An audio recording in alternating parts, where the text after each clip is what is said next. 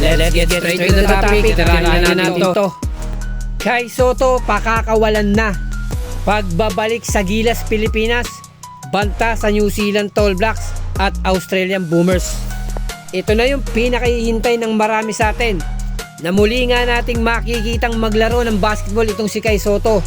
At yung petsa nga po sa January 24 and 25, back-to-back game yan kontra po Ibaraki Robots. Kumpirmado na yan. Magandang buena manong laban to para kay Kai Sotto, dahil hindi nga nagkakalayo sa standing ang Koshigaya Alpas pang 20 yan, yung Ibaraki Robots pang 21, na obviously match na match ang dalawang koponan na to. Nung wala pang Kai Sotto sa Koshigaya Alpas, na masasabi nga natin na liyamado rito ang mga Alpas, dahil nung walang Kai Sotto mas ahead sila sa standing. Lalo pa nga ngayon magbabalik na yung isang Kai Sotto, na hindi na rin bago kay Kai Sotto yung mga import ng Ibaraki Robots. Si Robert Franks naging kakampi niya na yan sa NBL ng Australia sa koponan ng Adelaide 36ers. Na kung familiarity lang sa galawan ni Franks, medyo alam na yan ni Kai Sotto.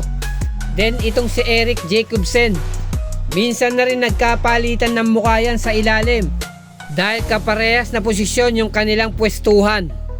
Pero yung bago nga rito, itong Tyler Cook, isang 6'8" power forward, ex-NBA, naglaro sa Brooklyn Nets, Detroit Pistons at sa NBL ng Australia sa koponan ng Southeast Melbourne Phoenix. Pero baka magulat sila, hindi na patpating Kai Sotto yung kanilang makakalaban ngayon. Kita naman natin, pumuputok at nagpalapad na ng katawan itong si Kai Sotto, na talagang hinanda niya yung kanyang sarili sa kanyang pagbabalik. Na ito posible, ito na yung magiging deciding factor ng mga agent ni Kai Sotto ng kanyang kampo. Dahil nga sa B-League Premier next season, wala na ang Koshigaya Alpas. At kung magiging dominant pa rin yung kanyang pakikita sa mga remaining games niya sa Alpas, posibleng may magka-interest sa kanya ng mga kupunan na kalahok o kasama sa B-League Premier next season.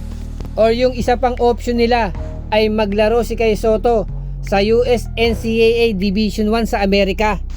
At ito pa, sa pagbabalik nga ni Kai Sotto, hindi natin maitatanggi na malaking banta itong Kai Sotto sa koponan ng mga Tall Blacks at Boomers.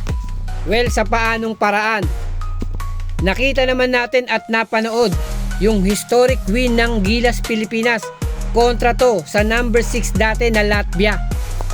Then sa una nga natin pagkakataong talunin yung New Zealand Tall Blacks, nakita naman natin yung pagkakaiba. Nung may Kai Sotto, may palagang Gilas. At ito ngang pagpasok ni Quintin Milora Brown sa Gilas Pilipinas, sa tingin ko magko-complement din yung Kai Sotto at Milora Brown. At sa kabilang banda, ito narinig ko, nagpapa-tryout ang Australian Boomers para palitan yung iba nilang players. Kahit pa nga tinalo nila ng 2 beses sa mga Tall Blacks, mukhang hindi satisfied ang mga Boomers at may nakikita pang kulang, dahil puro dikit yung mga laban na yon. At ito ngang second window ng FIBA Asian Qualifiers, kailangan ng Boomers yung pantapat sa big man ng ating Gilas Pilipinas, dahil alam nila na malakas na puwersa yung AJ Edu, Junmar Pajardo, Quintin Milora Brown at yung nagbabalik na si Kai Sotto.